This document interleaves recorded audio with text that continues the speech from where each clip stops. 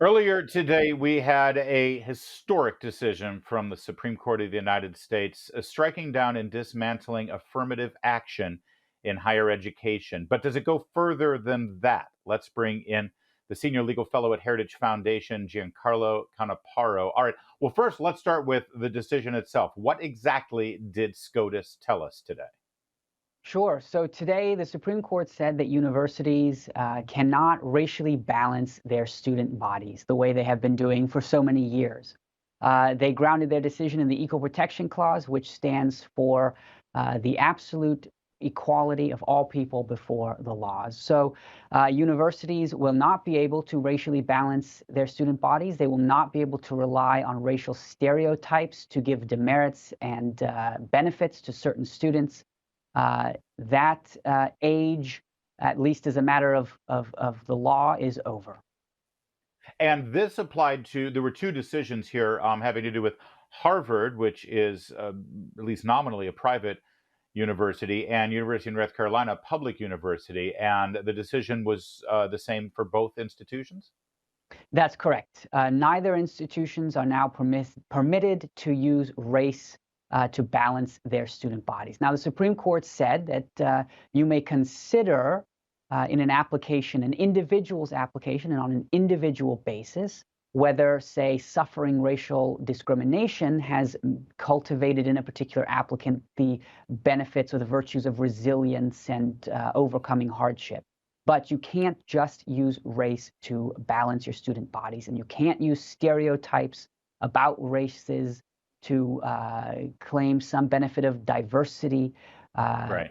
Now, individuals must be treated as individuals and not as I just members want of to groups. drill down on this thing because when you say use stereotypes about races, so in other words, I mean, one of the ways that this affirmative action and various racial decisions with regard to admittance into universities has been made is that if you are white, the presumption is that you have benefited from the color of your skin at some point, either in your actual life or your parents, grandparents, generationally.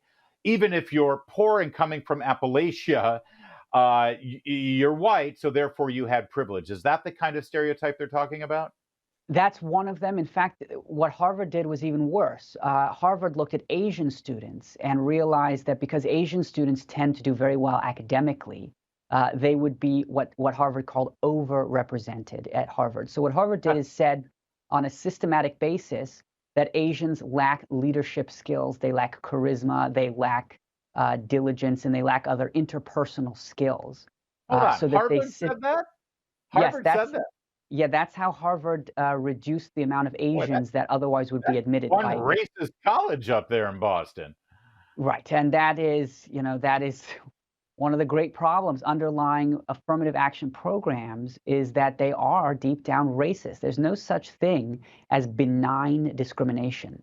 Discriminating on the basis of race is just plain bad. All right. Now, this mentality has permeated to some public high schools, secondary education in America as well, government-run schools, like right here in the D.C. area. Famously, this is a national story. Thomas Jefferson High School, they started using racial quotas. It's all under the guise of equity, right? Equity, diversity, equity, and inclusion. But it absolutely was punishing Asian American students for succeeding so well. Again, they used that term that you just used, Right. overrepresentation. Will this decision apply to government run secondary institutions, elementary schools, all the public schools? Well, secondary institutions, to the extent that they've been using race at all, are already in a gray zone because even before the Supreme Court said that universities could do this, it has never said that lower schools could do this. Well, now, for sure, lower schools may not do what Harvard and Okay. UNC are now prohibited from doing. Now, with regard to the decision at Harvard, a private institution, even though they do get government funding, it is, as I said, nominally a private institution. Does that mean that an affirmative action program at any private organization, even a private business, is that now considered verboten? Well, actually, that has already and always been prohibited. Universities have been granted an exception from the usual civil rights laws over history, which was because to advance what they called diversity. Now, for them, of course, that's just visual diversity. It's not sort of a genuine diversity of thought. But universities have always existed in an exception.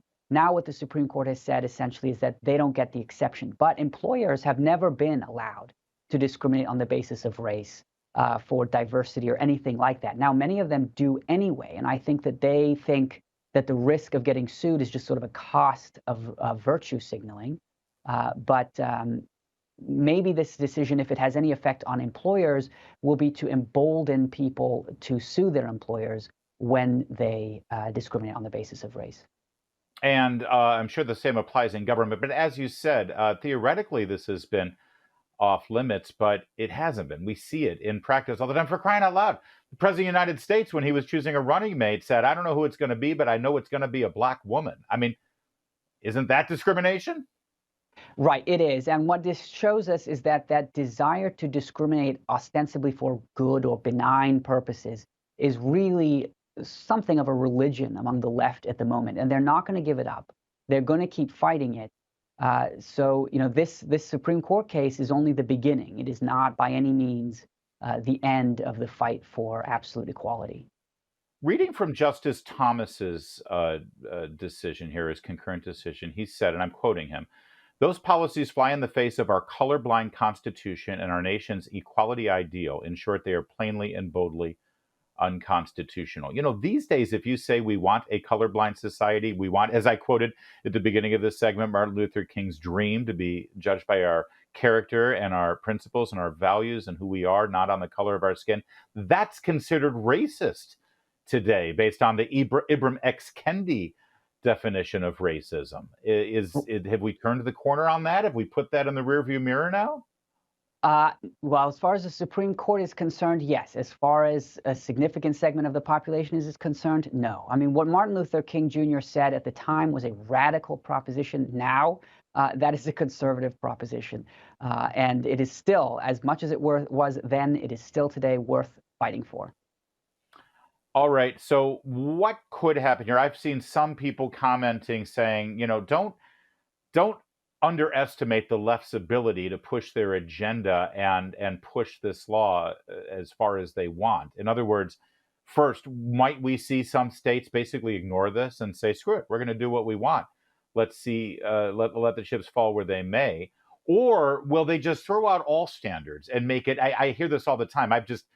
Two kids just went to God. I got my third kid in college. They all say the same thing. We use a holistic approach to admissions. It's not SATs anymore. Stanford doesn't even look at SATs anymore.